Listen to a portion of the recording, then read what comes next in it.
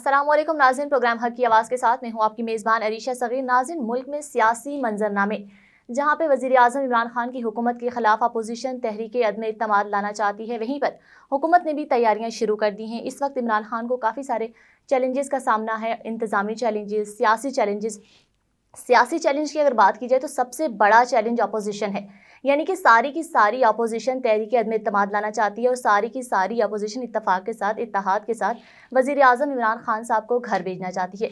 इन तमाम सूरत हाल में पाकिस्तान मुस्लिम लीग नून की क्या कारकर्दगी होगी, उसकी क्या हिकमत अमली होगी, इन तमाम सूरत हाल पर बातचीत करने के लिए हमारे साथ आज स्टूडियो में मौजूद हैं सज्जाद खान, जो कि साबिक उम्मीदवार हैं कौमी असम्बली NA60 से। इनसे बात करेंगे। अस्सलाम वालेकुम सर। सर, सबसे पहले तो आपका बहुत शुक्रिया, आपने अपना कीमती वक्त हमें दिया। अखबार हक 11वीं और हक न्यूज़ चैनल की दूसरी सालगिरह के मौके पर आप हमारी खुशियों में हमारे साथ शरीक हुए, इसके लिए हम तहे दिल से आपका शुक्रिया अदा करते हैं। अच्छा, सवालात का सिलसिला शुरू करेंगे। सबसे पहले बात करेंगे तहरीक अदम इत्तेमाद की। अच्छा, मुझे ये बताइएगा कि पाकिस्तान मुस्लिम लीग नून की क्या हिकमत अमली होगी, क्या करने जा रही है वो? बिस्मिल्लाहिर्रहमानिर्रहीम। सबसे पहले मैं आपको, आपके चैनल को और आपके अखबार की आज 11वीं सालगिरह पे मुबारकबाद पेश करता हूँ। और मुझे खुशी है कि जिस तरीके से अखबार हक ने अपना मुकाम बनाया रावलपिंडी में, और आज एक इम्पॉर्टेंट रोल है इसका अखबार का, और इंशाल्लाह आपका चैनल भी दिन ब दिन अल्लाह ताला करे तरक्की करेगा।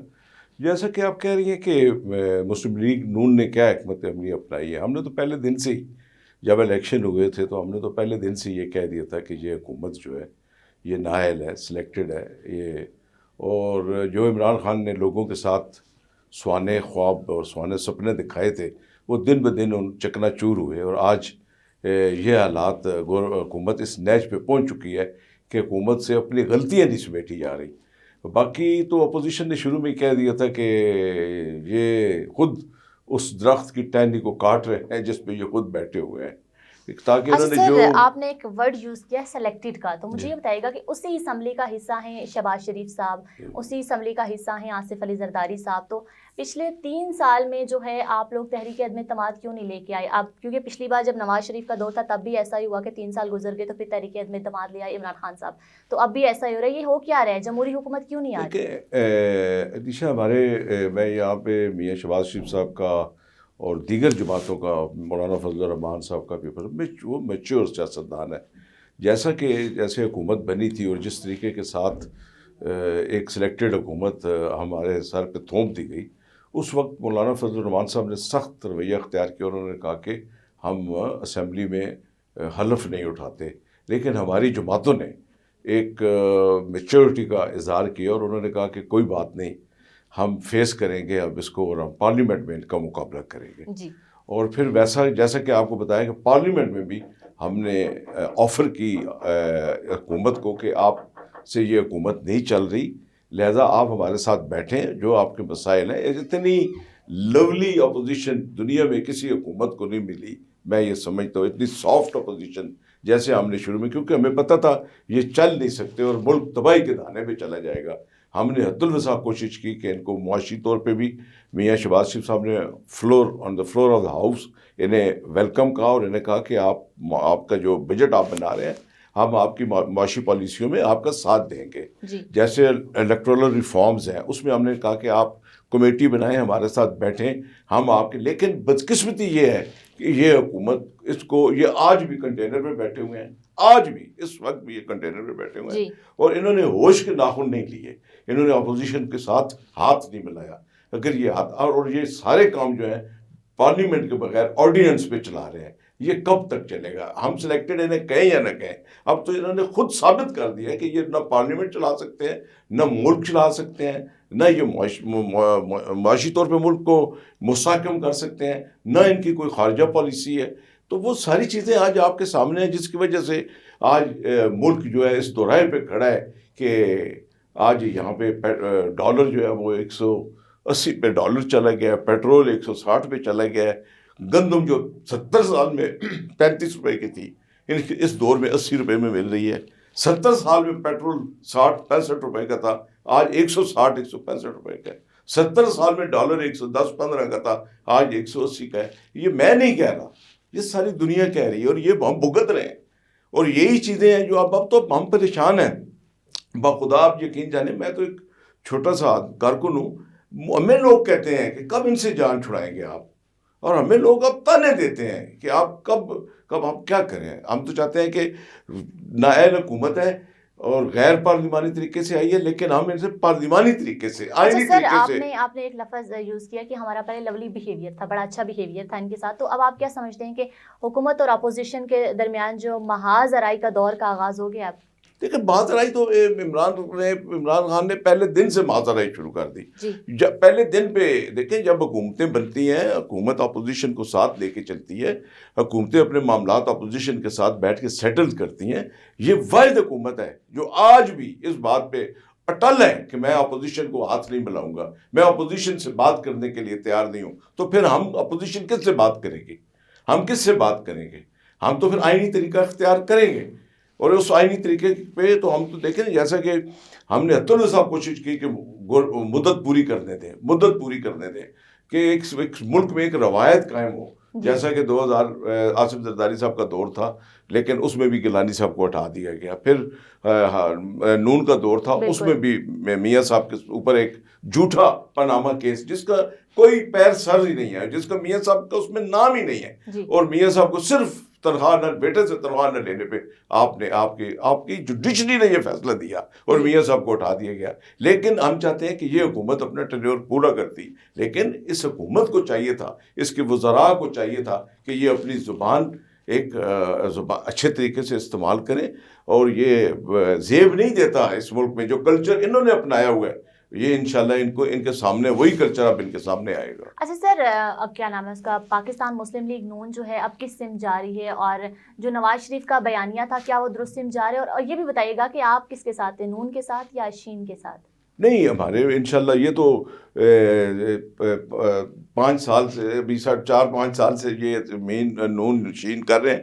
الحمدللہ یہ جماعت جو ہے میاں نواز شریف کے بیانیے کے ساتھ چل رہی ہے، اور ٹوٹلی اس جماعت میں کوئی دوسرا گروپ نہیں ہے. یہ سارے میاں نواز شریف کی جماعت ہے، اور یہ ہم لوگ سب میاں نواز شریف کو اپنا قائد تسلیم کرتے ہیں، اور میاں نواز شریف کے بیانیے کے ساتھ چل رہے ہیں. اور انشاءاللہ میاں نواز شریف کا بیانیہ، ساری جماعتیں میاں نواز شریف کا بیانیہ تسلیم کریں گے. اچھا یہ ملک بچ تب سر، سکتا ہے. یہ تاثر کیوں اپنایا جاتا ہے یہ شین اور میم کی جماعت ہے، ایسا کیوں کہا جاتا ہے؟ اگر ایسا کہا بھی جاتا ہے تو کافی ٹائم ہو گیا، اس کی کوئی مطلب تذلیل کیوں نہیں کی گئی، کوئی سچائی کیوں نہیں سامنے دیکھیں لائی آج گئی؟ تک آپ ثابت نہیں کر سکے. آج بھی مریم نواز جو ہے، میاں شہباز شریف صاحب ہمارے پارٹی صدر ہیں، جو وہ کہتے ہیں میاں مریم نواز صاحبہ، شاید کاکان عباسی صاحب اور دیگر ہمارے جتنے قائدین ہیں تمام لبیک کہتے ہیں اس بات پہ. میاں شہباز شریف صاحب خود میاں نواز شریف صاحب کو اپنا لیڈر تسلیم کرتے ہیں. وہ کہتے ہیں کہ میاں نواز شریف کا بیانیہ اس ملک میں چلے گا تو میاں نواز شریف کا. یہ ہم نہیں کہتے. اب تو انشاءاللہ تعالیٰ پاکستان کی تمام سیاسی جماعتیں یہ تسلیم کریں گی کہ اس ملک میں ووٹ کو عزت دو کا جو نعرہ ہے وہی کامیاب ہوگا، اور یہ ملک اسی صورت میں ترقی کر سکتا ہے. اچھا سر، آپ نے کہا ہے کہ ہم سلیکٹڈ حکومت کو گھر بھیجنا چاہتے ہیں، اس لیے تحریک عدم اعتماد لانا چاہتے ہیں، تو یہ بھی بتائیے گا کہ نواز شریف صاحب کب واپس آ رہے ہیں، وہ کب آئیں گے؟ دیکھیں میاں نواز شریف صاحب کی پوری جماعت پاکستان میں موجود ہے، ان کی بیٹی پاکستان میں، لیکن سر لیڈر تو وہی ہے نا. لیڈر میاں نواز شریف صاحب. ہم کہتے ہیں اللہ تعالیٰ جب تک وہ صحت مند نہیں ہوتے وہ پاکستان کیوں آئیں؟ وہ پاکستان میں جیل کاٹ کے گئے ہیں اپنی بیٹی کے ساتھ. اس ملک کی تاریخ میں یہ لکھی جائے گی تاریخ کے جوان بیٹی کے ساتھ میاں صاحب نے جیل کی صحبتیں برداشت کی، ان کی بیٹی نے جیل کی صحبتیں برداشت کی. لیکن جب وہ گئے تو وہ ان کی جو صحت اجازت نہیں دیتی تھی، اور اس وقت اللہ کے فضل سے وہ اپنا وہاں پہ علاج کرا رہے ہیں. اور ہم نون کا کوئی کارکن یہ بات تسلیم نہیں کرتا کہ میاں صاحب، ہمیں ان کی صحت سب سے زیادہ عزیز ہے. بیگم کلثوم نواز کے ساتھ جو ہوا، کہا جاتا ہے کہ وہ بیمار ہیں، لیکن برطانیہ سے تو ایسی کوئی خبر نہیں آتی. مطلب روز کی جیسے خبریں ہوتی ہیں کہ ہاسپٹلائز ہو جاتا ہے پیشنٹ، بیمار ہوتے ہیں تو پتہ چلتا ہے، ایسی تو کوئی خبر نہیں آتی کہ نواز شریف صاحب بیمار ہیں، ایسا کچھ بھی نہیں. ہمیں ضرورت کیا ہے کہ ہم ایسی خبر دیکھیں. ابھی میڈیکل رپورٹ آئی ہے یہاں پہ، جب میاں صاحب یہاں سے گئے ہیں تمام ڈاکٹرز نے، شوکت خانم کے ڈاکٹرز نے مل کر بیٹھ کر ان کی رپورٹس جو ہیں وہ چیک کی، اور کیبنٹ نے بیٹھ کے فیصلہ کیا، کابینہ میں فیصلہ، پرائم منسٹر نے فیصلہ کیا کہ میاں صاحب کی رپورٹس جو ہیں وہ ٹھیک ہیں اور میاں صاحب کو جانا چاہیے. ابھی جو جو نئی رپورٹ آئی ہے ہائی کورٹ میں سبمٹ ہوئی ہے، اس میں ڈاکٹرز نے واضح طور پہ کہا ہے کہ میاں صاحب کی صحت ٹھیک نہیں ہے، ان کو لمبے سفر کی اجازت نہیں دی جا سکتی. اور ہم یہ چاہتے ہیں ابھی ہم جو یہاں موجود ہیں، ہمیں جیل بند کریں، ہمیں جیلوں میں پھینک دیں. ہماری پوری لیڈرشپ روز ہم ہائی کورٹ میں، مریم نواز صاحبہ روز لاہور سے، ہر تیسرے دن لاہور سے یہاں پہنچی ہوتی ہے. کوئی کیس نہیں ہے، کوئی کیس پروو نہیں کر سکے آج تک. آج پانی کا کیس تھا, اس میں میاں شہباز شریف صاحب بری ہو گئے, دیگر انہوں نے بے پناہ جھوٹے کیس ہیں, کوئی ایک کیس ثابت کر کے تو بتائیں نا. تو ہم ویسے ہی ان کے اپنے آپ کو, لیکن ہم کہتے ہیں کہ پہلے ہم وہ صحبتیں برداشت کرنا چاہتے ہیں. ہمیں وہ ہم تو بھاگے تو نہیں ہیں, ہم تو فیس کر رہے ہیں, کورٹ بھی فیس کر رہے ہیں, ان کے کیسز بھی فیس کر رہے ہیں, یہ جو زبان استعمال کر رہے ہیں وہ بھی برداشت کر رہے ہیں, اور انشاءاللہ وہ وقت آنے والا ہے کہ ان کو اب دینی پڑیں گی یہ جتنی. اچھا سر, آپ نے کیسز کی بات کی ہے تو میں یہی پوچھوں گی کہ کیس تو کوئی بھی ثابت نہیں ہوا. ایون فیلڈ ریفرنس کا کیس دیکھتے ہیں کہ بار بار لٹکایا جا رہا ہے, کبھی کون سا بہانہ کبھی کون سا بہانہ. تو جب یہ ثابت نہیں کر پاتے تو ایسا کیوں کہتے ہیں کہ ہم جو ہے شریف خاندان کو جیل بھیجیں گے, ان کو سبق سکھائیں گے, ایسا کیوں کہا جاتا ہے جب کوئی کیس ثابت ہی نہیں ہوتا؟ کیا نون لیگ کو کمزور کرنے کی کوشش؟ آپ حیران ہوں گی کہ اقوام متحدہ میں پرائم منسٹر جا کے بجائے کشمیر کی یا فلسطین کی یا افغانستان کی بات کرے, وہاں پہ بیٹھ گئے کہ میں ان کی ایئر کنڈیشن اتروا دوں گا جیلوں میں ان کو جیلوں میں سخت سے سخت ترین سزا دلواؤں گا, میں یہ کروں.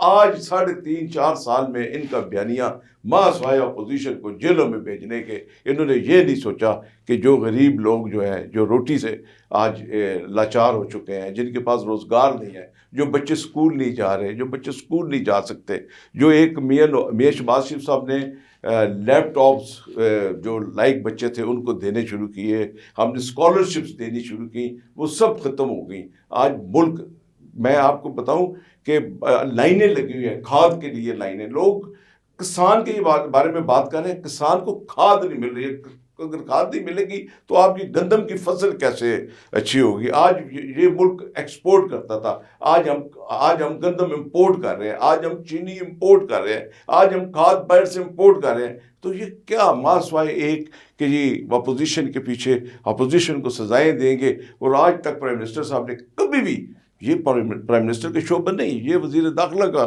شعبہ ہوتا ہے کہ میں یہ کروں گا, میں سزائیں دلواؤں. گورنمنٹ ان کے پاس ہے, گورنمنٹ ہمارے پاس نہیں ہے. اور پرائم منسٹر صاحب جو ہیں وہ اوپر سے, ان کو چاہیے کہ وہ وزارت عظمیٰ چھوڑ کے وزیر داخلہ بن جائیں, اور وہ پھر یہ ایسی باتیں ان سے منہ سے زیب دیتی ہیں. ان کو ملک کی, پاکستان کی پالیسی کے بارے میں بتانا چاہیے, پاکستان کو کس سمت لے کے جانا چاہتے ہیں, پاکستان کی معیشت کو کہاں پہ لے کے جانا چاہتے ہیں.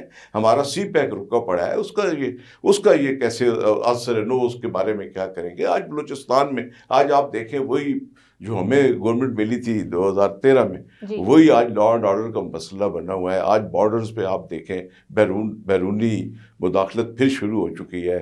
روز ہمارے نوجوان شہید ہو رہے ہیں, ہماری افواج پاکستان کے نوجوان بیچارے شہید ہو رہے ہیں. آپ کو اپنی پالیسی پہ نظر ثانی کرنی چاہیے. خدا کے لیے ہمارے ساتھ جو کر رہے ہیں کرتے رہیں, لیکن ملک بہتری کی طرف. اچھا سر, اگر اگلی دفعہ جو ہے چانس ملتا ہے, پاکستان مسلم لیگ نون اگر اقتدار میں آتی ہے, تو چونکہ عوام تو کافی ناراض دکھائی دیتی ہے موجودہ حکومت سے, مہنگائی کی وجہ سے, بہت ساری وجوہات ہیں, تو سب سے بڑا مسئلہ تو مہنگائی ہے. تو پاکستان مسلم لیگ نون اس کو کیسے کنٹرول کرے گی, کیا حکمت عملی ہوگی؟ دیکھیے جی, جیسے کہ اس سے پہلے 2013 میں جب ہماری حکومت بنی تو آپ کو پتہ ہے کہ 18 گھنٹے بجلی نہیں ہوتی تھی. جی بالکل. اور میں خود اس چیز سے متاثر ہوئے ہیں. ہمارا بزنس تھا, ہمیں جنریٹرز لینے پڑتے تھے, بجلی ہوتی نہیں تھی, کاروبار چلتے نہیں تھے, انڈسٹری بند ہو چکی تھی.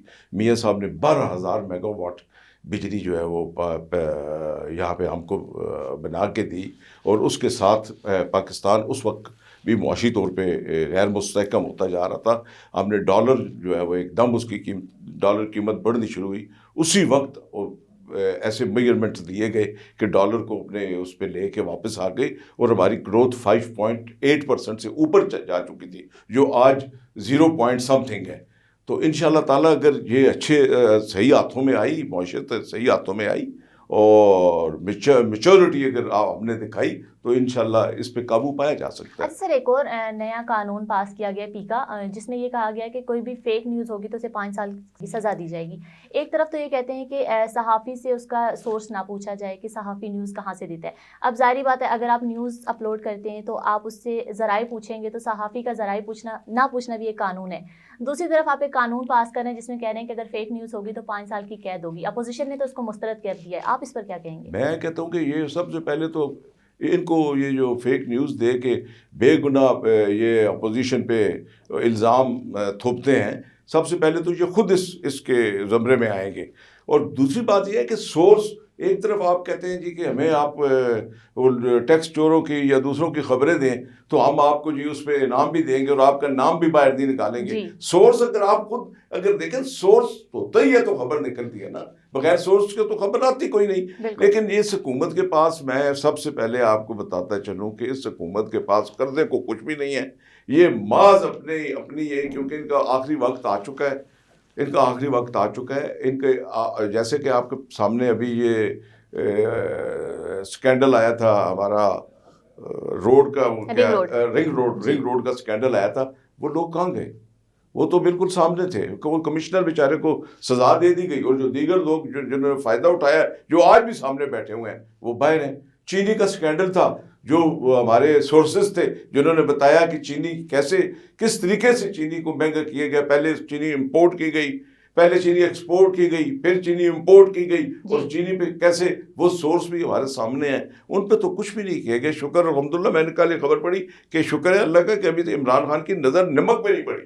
نمک پہ نظر پڑ جاتی تو آج نمک بھی آپ کو جو ہے نمک جو آج 5 روپے کلو یا 10 روپے کلو یہ بھی 100 روپے سے. اچھا, چونکہ سر ملک میں اب بلدیاتی الیکشن کا بھی شور ہے تو بلدیاتی الیکشن کے حوالے سے بات کریں گے.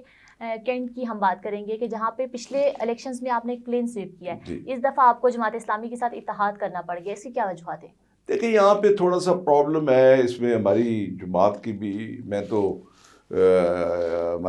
نے اپنے قیادت سے بھی ہم نے کہا پنڈی میں ہماری جو تنظیم ہے 10-12 سال سے ایک نام ناسی تنظیم بنی ہوئی ہے, اور وہ 5-6 بندے جو ہیں وہی جا کے پنجاب میں جو بات کرتے ہیں ان کی بات سنی جاتی ہے, جس کی وجہ سے ہمیں 2013 میں بھی لاتلافی مسلم لیگ نون کو نقصان ہوا, اور پھر 2018 میں بھی. آج مسلم لیگ پنڈی ڈویژن نواز شریف کا, میاں نواز شریف کا گڑھ ہے جی, لیکن بدقسمتی ہماری کہ ہماری تنظیم, ہمارے اندرونی جو معاملات ہیں اس پہ ابھی تک نوٹس نہیں لے رہے, اور وہی 4 آدمی 5 آدمی یہاں بیٹھے ہوئے ہیں جو خبر وہ وہاں پہ پہنچاتے ہیں. وہ قیادت سمجھتی ہے کہ یہ ٹھیک ہے, کارکن پسند نہیں کرتا اس بات کو. اور بدقسمتی کہ N60 جہاں سے میں الیکشن لڑا تھا ان حلقوں سے میں واضح اکثریت سے جیتا تھا, ان حلقوں سے ہمیں 4 سیٹوں سے شکست ہوئی.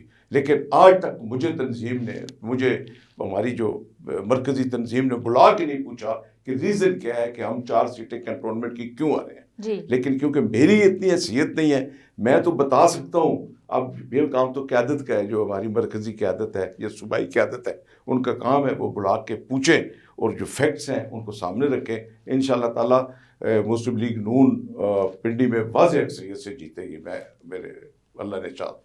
اچھا سر, پنڈی مسلم لیگ نون کے بارے میں یہ کہا جاتا ہے کہ کافی گروپنگ کا شکار ہوتی ہے, توڑ پھوڑ کا شکار ہوتی ہے, اس کی کیا وجوہات ہیں؟ کہیں وہ شین اور میم والی بات سچ تو نہیں ہے؟ شین میم والی بات نہیں ہے. یہاں پہ صرف یہ ہے کہ بدقسمتی یہ ہے کہ 10-15 سال سے جو لوگ مسلم لیگ نون کی طرف سے جن کو عہدے دیے گئے ہیں آج بھی وہی بیٹھے ہیں, اور وہ اپنے بچوں کو, اپنے بیٹوں کو, اپنے بھائیوں کو, اپنے عہدوں پہ, اپنے تعلق والوں کو, اپنے عزیزوں کو وہ عہدے دے دیتے ہیں. اور جو کارکن ہیں جو 25-30 سال سے میاں نواز شریف کے نام کے پیچھے مرنے کو تیار ہیں, وہ بیچارے پس رہے ہیں, اور جس وجہ سے وہ ڈس ہارٹ ہوتے ہیں اور ان کی سنی نہیں جاتی.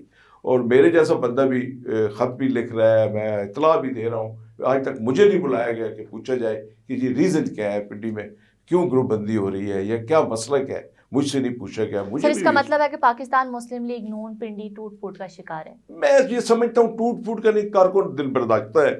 پنڈی کا کارکن جو ہے وہ دل برداشتہ ہے. پنڈی کے جتنے سینئر کارکن ہیں وہ سب ان جو ہماری جھوٹی تنظیم بنی ہوئی ہے 4-5 آدمیوں پہ منحصر کر رہی ہے, وہ غلط خبریں دیتے ہیں, وہ غلط اطلاع دیتے ہیں اپنی مرکزی قیادت کو, جس کی وجہ سے ہمیں نقصان ہو رہا ہے. اچھا سر, ایک اور چیز سننے میں آتی ہے کہ سجاد خان ہمیشہ مشکل میں الیکشن لڑتا ہے, یعنی ان کے پاس جب کوئی کارکن نہیں ہوتا تو سجاد خان کو الیکشن لڑوا دیتے ہیں, ایسا ہوتا ہے کیا؟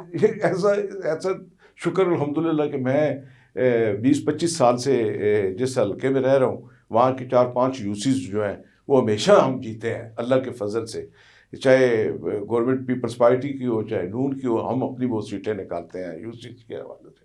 اور پھر مشکل وقت میں بھی انشاءاللہ تعالیٰ اللہ تعالیٰ, کیونکہ کارکن میرے ساتھ ہیں, کارکن جو ہے ان کو پتہ ہے کہ ہر مشکل اور اس وقت میں ان کے ساتھ ہوتا ہوں, اور میرے کہنے پہ کارکن جو ہیں جوک در جوک میرے پاس آتے ہیں, اور ان کو بھی منع کیا جاتا ہے. ہماری تنظیم کے کچھ لوگ ہیں وہ کارکنوں کو منع کرتے ہیں کہ میرے فنکشن پہ بھی نہ جائیں, یہ میں ایک ایسی بات کہ پارٹی کا کوئی قصور نہیں ہماری کا، صرف اتنا فقط مجھے بھی گلہ ہے کہ ہماری قیادت کو، صوبائی قیادت کو اور مرکزی قیادت کو فی الفور نوٹس لینا چاہیے اور ان معاملات کو سلجھانا چاہیے تاکہ ایک اچھے پلیٹ فارم پہ ہم۔ اچھا سر، آپ کے ہاتھوں میں MNA کی لکیر کب نظر آئے گی ہمیں؟ دیکھیں میں انشاءاللہ میں آپ حیران ہوں گی، میں تو سوچ بھی نہیں سکتا تھا کہ جیسے میاں صاحب نے مجھے جیل میں بلا کے ٹکٹ دیا جب میاں صاحب یہاں اڈیالہ جیل میں تھے، اور 1 مہینہ پہلے جو ہے جنرل الیکشن میں پوری پنڈی ڈویژن ہار گئی تھی اور 27 دن بعد میرا الیکشن تھا، تو لوگ حیران تھے کہ مجھے میاں صاحب نے جب ٹکٹ دیا، لوگ حیران تھے کہ سجاد خان کے پاس کون سا اللہ دین کا چراغ ہے کہ یہ جیت سکتا ہے، کیونکہ سارے بڑے بڑے برج ہمارے سارے ہار گئے تھے۔ لیکن اب میں سمجھتا ہوں کہ میں پنڈی کے لوگوں کا احسان کا بدلہ نہیں اتار سکتا کہ جس محبت کے ساتھ انہوں نے میرا الیکشن، اور وہ یہ سب سمجھ رہے تھے کہ میاں صاحب نے سجاد خان پہ اعتماد کیا، اس کا مطلب ہے کہ میاں صاحب، اور ان لوگوں نے جوک در جوک، اور آپ یقین جانیں رات 9 بجے پورا پنڈی میں شنائیاں بج رہی تھی، ڈھول بج رہے تھے، 9 بجے ٹی وی پہ آ چکا تھا، ہم جیت چکے تھے، لال حویلی میں ماتم ہو گیا تھا، وہاں پہ بتیاں بند، بجلی بند، اور صبح 4 بجے مجھے 350 ووٹوں سے ہرا دیا گیا۔ اچھا سر، آپ نے لال حویلی کا ذکر کیا تو یہی ایک کوشچن میرے مائنڈ میں آ گیا کہ ہمیشہ اوپوننٹ لال حویلی کو کیوں سمجھا جاتا ہے؟ جب بھی دیکھو تو شیخ رشید کے کام زیادہ نظر آتے ہیں، جب وہ آپ کے ساتھ ہوتے ہیں تو زیادہ شیخ رشید ہی کریڈٹ لے رہے ہوتے ہیں کہ شیخ رشید نے یہ کام کیا، شیخ رشید نے ایسا کیا۔ اب جب وہ PTI کے ساتھ ہیں تو یہی نظر آتا ہے کہ شیخ رشید ایسا کرتے ہیں۔ کیا مطلب ایسی کیا وجہ ہے کہ جو آپ لوگ نہیں کرتے، صرف شیخ رشید ہی کریڈٹ لے جاتے ہیں؟ دیکھیں شیخ رشید صاحب جو ہے وہ پولیٹیشین ہے، جب وہ نون میں تھے تو وہ میاں صاحب کے بہت زیادہ قریب تھے اور میاں صاحب کی بڑی عنایتیں ان پہ تھیں، انہوں نے جو کام راولپنڈی کے، اور میاں صاحب بھی راولپنڈی سے محبت کرتے تھے، میاں صاحب نے ان کو کروڑوں نہیں اربوں فنڈ دیے، یہ جتنے کالج یونیورسٹیز یہاں پہ بنی ہوئی ہیں فاطمہ، یہ سارے میاں صاحب، ہم مشکور ہیں میاں صاحب کے کہ میاں صاحب نے راولپنڈی، اور آج راولپنڈی کیوں مسلم لیگ نون کا گڑھ ہے کہ لوگ سمجھتے ہیں کہ یہ میاں صاحب کے، لیکن سر سارا کریڈٹ تو شیخ رشید صاحب لے جاتے ہیں، اب وہ اس پارٹی کے ساتھ ہیں تو وہاں پہ یہ کہا جاتا ہے کہ شیخ رشید صاحب کی بدقسمتی یہ ہے، میں یہ سمجھتا ہوں کہ یہ ان کی کوئی فتح نہیں ہے کہ اگر وہ اپرچونسٹ ہے تو اس کا مطلب اگر وہ لائل رہتے میاں صاحب کے ساتھ تو میں یہ سمجھتا ہوں کہ وہ اگر MNA نہ بھی بنتے دوبارہ، وہ لائل رہتے تو وہ بہت بڑا ایک ان کو ملتا راولپنڈی کے عوام کی طرف سے ایک، میں ان کی تاریخ میں ان کا نام، لیکن آج لوگ ان کو میاں صاحب کے ساتھ یہ جو سلوک انہوں نے کیا ہے یا جو زبان وہ میاں صاحب کے ساتھ استعمال کرتے ہیں، آج لوگوں کے دلوں میں ان کے لیے بڑی عجیب قسم کی نفرت سی محسوس۔ اچھا سر، ایک اور تاثر اپنایا جاتا ہے کہ اسلام آباد میں جو بھی دھرنا ہوتا ہے تو یہ کہا جاتا ہے کہ اس کے پیچھے کوئی نہ کوئی قوت ہے۔ اب چونکہ آپ لوگ بھی دھرنا کرنے جا رہے ہیں تو کیا آپ لوگوں کے ساتھ بھی کوئی قوت موجود ہے؟ نہیں، ہمارے ساتھ تو قوت نہیں، ہمیں تو روکا ہی جاتا ہے، ہمیں تو رات کو ہی ہمیں ریسٹ کر لیا جاتا ہے، ہمارے بندوں کو رات کو ریسٹ کر دیا، ہم تو بڑی مشکل کے ساتھ نکلتے ہیں، لیکن کوئی نہیں، ہم ان چیزوں سے خوفزدہ نہیں، سیاست میں یہ چیزیں ہوتی ہیں، ایسے ہاتھ ہوتے ہیں خفیہ ہاتھ جو ہمیں، جو اپوزیشن کو تنگ کرتے ہیں، کوئی نہیں، ہم انشاءاللہ ان چیزوں کو فیس کریں گے اللہ کی۔ اچھا میرا آخری سوال ہے سر آپ سے کہ 2023 کے الیکشن میں، اگلے جو جنرل الیکشن ہونے لگے اس میں کیا ہوگا؟ پاکستان مسلم لیگ نون اور پاکستان پیپلز پارٹی آپس میں کوئی سیٹ ایڈجسٹمنٹ تو نہیں کرنے والی؟ نہیں، میں نہیں سمجھتا کہ ہم سیٹ ایڈجسٹمنٹ کریں، لیکن اگر اللہ نے چاہ تو اگر 2018 کی طرح ٹکٹ ہماری جماعت نے غلط ہاتھوں میں نہ دی ہے، اگر کارکن کو ٹکٹ دیا گیا تو میں وثوق سے یہ بات کہتا ہوں کہ راولپنڈی کی ڈویژن کی ایک سیٹ بھی ہم نہیں ہار سکتے۔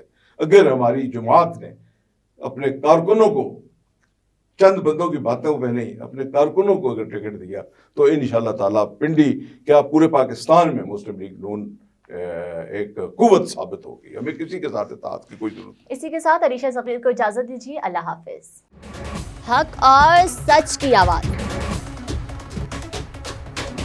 عوام کے مسائل کو منظر عام پر لانے، اقتدار کے حوالوں سے عوام کی دہلیز تک، پاکستانی عوام کی آواز، پاکستان کا قومی اخبار ڈیلی اخبار حق کی 11ویں اور حق نیوز کی دوسری کامیاب سالگرہ پر قوم کو مبارکباد۔ 12 کلر صفحات پر مشتمل ڈیلی اخبار حق نے ایک اور سنگ میل عبور کر لیا۔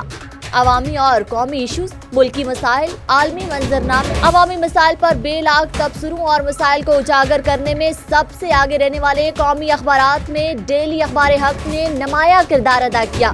ملک میں جمہوریت، قانون کی حکمرانی اور عوام کی آواز کو اقتدار کے ایوانوں تک پہنچانے کے لیے پرعزم میری اور آپ کی آواز ظلم کے خلاف، ڈیلی اخبار حق، حق نیوز۔